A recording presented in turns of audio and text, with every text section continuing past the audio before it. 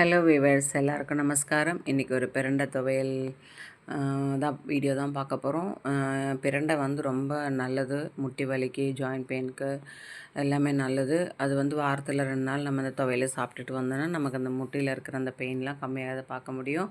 அதுக்காக ஒன்றும் இல்லை, ரொம்ப மூத்து போகாத இளம் பிரண்டையும் அதை நான் நார்லாம் எடுத்து க்ளீன் பண்ணி வச்சுருக்கேன். கருப்பு உளுந்து தான் போட்டு இன்றைக்கி அரைக்கிறேன். கருப்பு உளுந்து ரொம்ப நல்லது. ஸோ வாணலில் நல்லா நல்லெண்ணெய் விட்டுட்டு காஞ்ச மிளகா, அப்புறம் பூண்டு, கருப்பு உளுந்து இதெல்லாம் போட்டு நல்லா பொன்னிறமாக ஆனதுக்கப்புறம் நம்ம க்ளீன் பண்ணி வச்சுருக்கிற அந்த பிரண்டையும் அது கூட போட்டு நல்லா கலர் மாறுற வரைக்கும் நம்ம வதக்கி எடுத்துக்கணும். இதுக்கு தேவையான கொஞ்சோண்டு புளி போட்டுக்கணும். புளி பவுடர்லாம் நம்மளால் சாப்பிட முடியாது. நல்லா இப்போ கலர் மாறி வந்துருச்சு பாருங்கள். அப்படியே மிக்ஸி ஜாருக்கு மாற்றிக்கிட்டு அதில் தேவையான அளவுக்கு கொஞ்சம் புளி போட்டுக்கலாம். ஏன்னா அந்த புளிப்பு சுவை இருந்தால் தான் நம்ம சாப்பிட முடியும். இதை க்ளீன் பண்ணும்போது லைட்டாக நமக்கு கை கொஞ்சம் அரிக்கிற மாதிரி இருக்கும். அதுக்கப்புறம் சரியாக போயிடும்.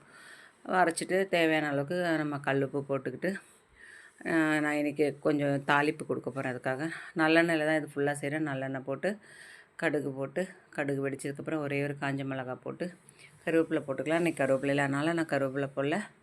இதை போட்டு நல்லா தாளித்து வச்சுக்கிட்டோன்னா ஒரு பாட்டிலில் போட்டு வச்சுக்கிட்டிங்கன்னா ஃப்ரிட்ஜில் வச்சுக்கிட்டா 1 மாதம் வரைக்கும் வச்சுக்கலாம். இது 1 வீக் தேவையான மட்டும் அரைச்சிக்கோங்க. வாரத்தில் 2 நாள் சாப்பிடுங்க.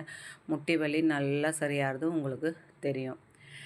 இந்த வீடியோ பிடிச்சிருந்தா லைக் பண்ணுங்கள், ஷேர் பண்ணுங்கள், கமெண்ட் பண்ணுங்கள். என்னோடய சேனலை சப்ஸ்கிரைப் பண்ணுங்கள். Okay, by.